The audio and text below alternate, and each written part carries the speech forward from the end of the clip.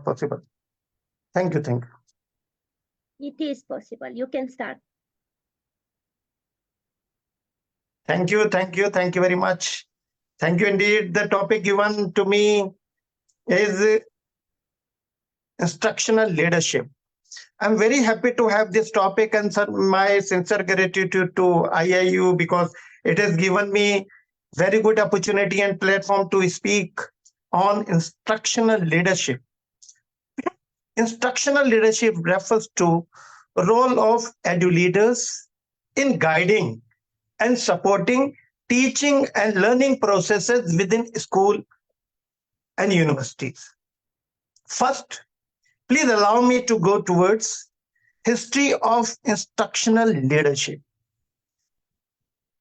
Instructional leadership has evolved over time, shaped by various educational philosophies, theories, and practices.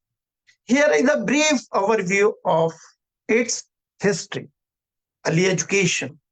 In ancient civilizations, education was often informal and centered around apprenticeship, means it was practical education. And numerous practices were at play.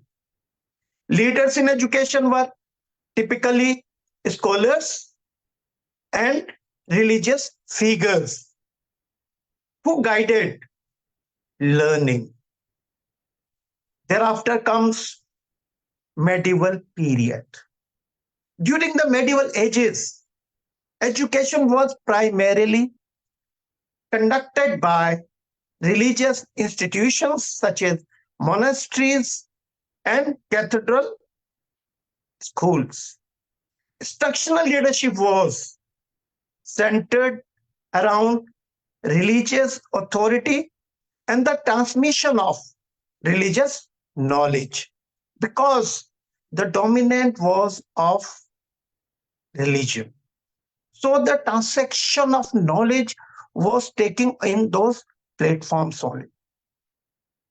After that, Renaissance and Enlightenment.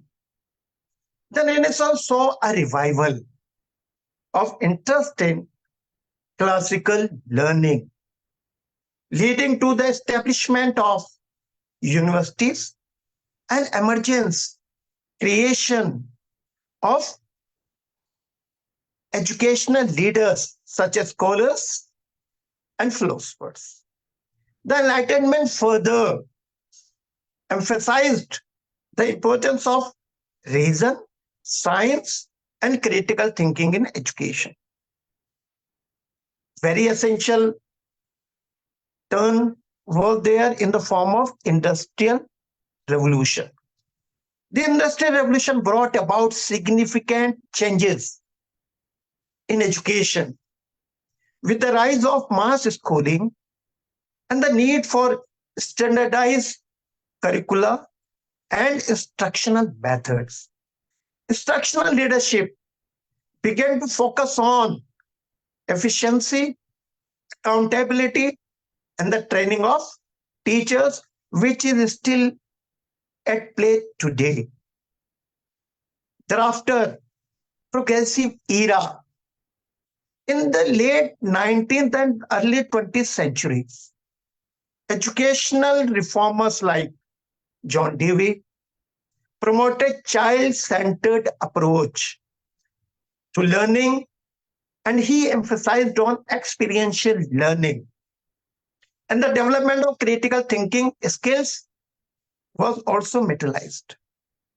Instructional leadership during this period involved supporting innovative teaching methods and curriculum development. Second World War. After Second World War, in the mid 20th century, saw a tectonic shift towards scientific approaches to education, influenced by cognitive psychology.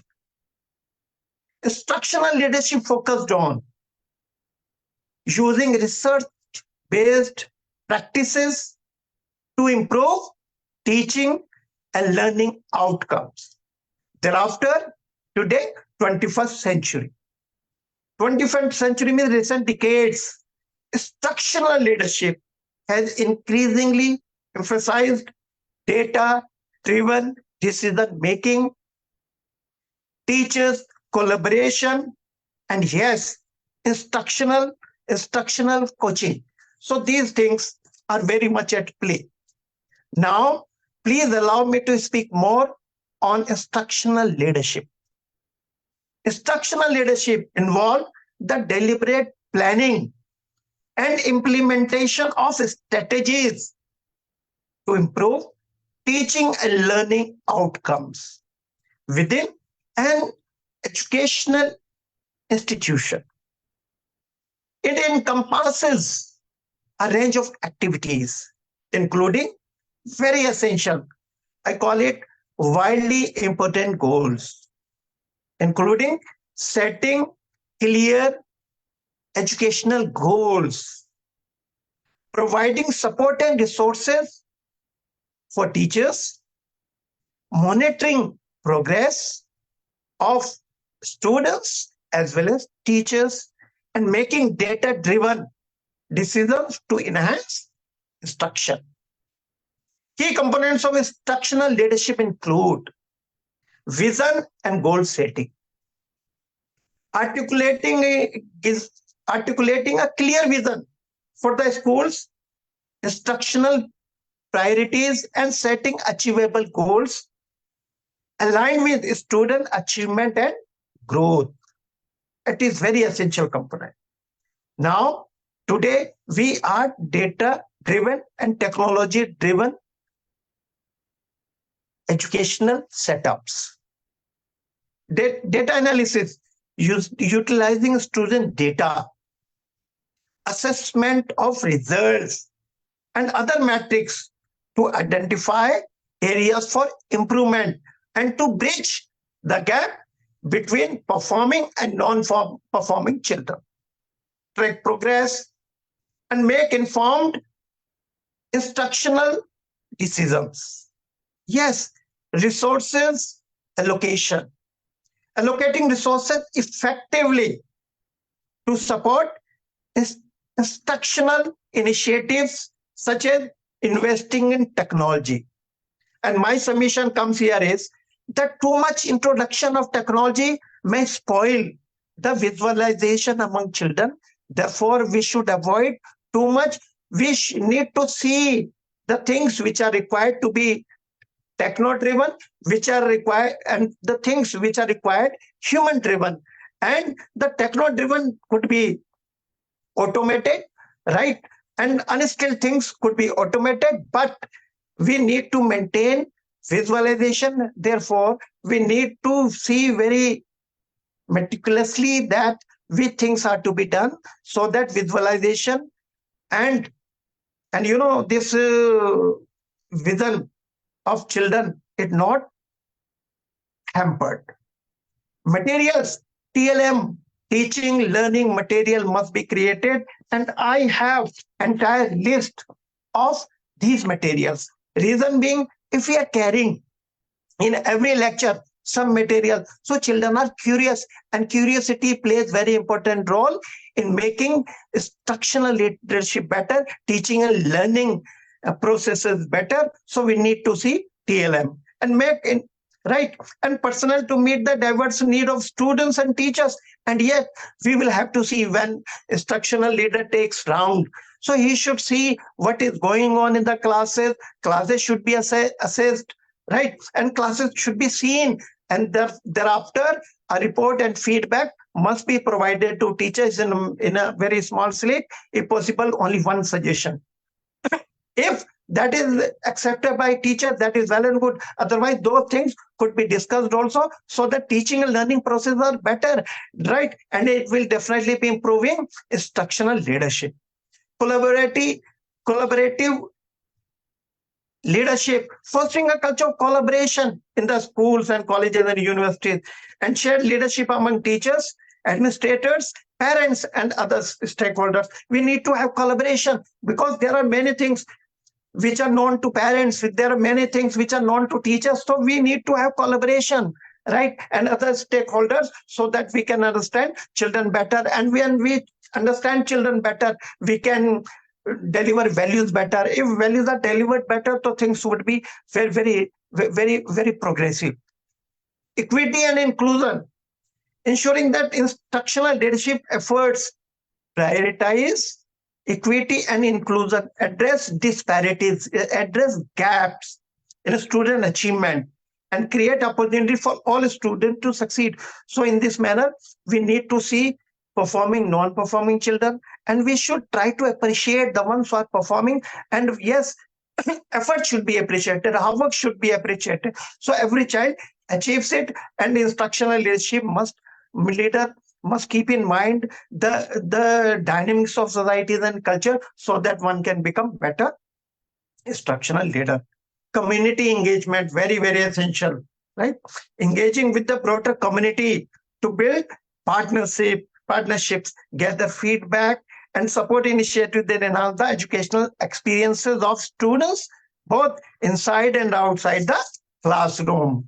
Yes. So in this way, we can sharpen, we can make instructional leadership better, wiser, right, transferable, and we can establish this leadership, right? And the very last and very essential and my favorite Pareto's principle in instructional leadership, right? Because I try to see everything, that what are very essential and widely important goals which could be introduced, and so that change could be brought about. So the Pareto principle, also known as 80-20 rule, can be applied to instructional leadership in various ways. Focus on high impact areas. So we need to prepare 10 points. We should see which are not very essential, and we should, out of those 10 points, we should see what are the most and widely important goals, and we should take, and we should prepare planning to achieve them, and we should try to work on them day in and day out, and we should try to establish it daily.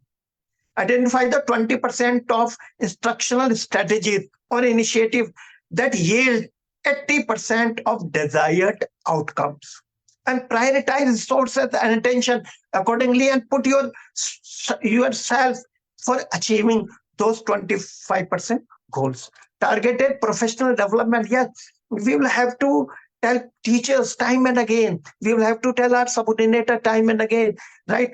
How to teach, and how can they improve. We should have proper collaboration and meetings, and proper projects should be created, and children should be put into confidence that how can we move, because excellence is moving target. So we should try to work on this. The more the merrier. Data analysis, use data analysis to pinpoint that 20% of students or instructional practices that contribute to 80% of challenges or successes within a school or college and university, allowing leaders to make informed decisions and interventions, right? So we'll have to see what are 20% things which could be having impact 80%. Resource allocation, we should try to utilize resources meticulously, properly, with dexterity, because preparation of these resources takes very much time and energy, right?